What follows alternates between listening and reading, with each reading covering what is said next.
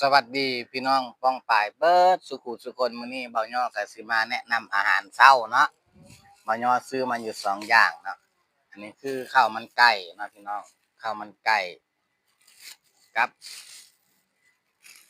แจ่วปลาทูหรือป่นปลาทูหรือว่าน้ำพริกปลาทูเนาะสุดนี้25บาทพร้อมข้าวเหนียวนะข้าวเหนียว2ห่อสุดนี้ก็25บาทคือกันเนาะข้าวมันไก่25บาทยังมีอยู่เด้อพี่น้องเด้อข้าวมันไก่25บาทในนี้เพิ่นก็สิมีน้ำซุป1ถุงเนาะน้ำจิ้ม1ถุงบ่วง1อันหรือว่าช้อนเนาะแล้วก็มีอันนี้คือตัวจัดเด็ดก็คือข้าวมันไก่เนาะพี่น้อง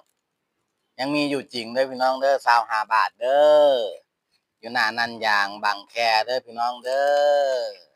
มากินน้ำเบาย้อเด้อ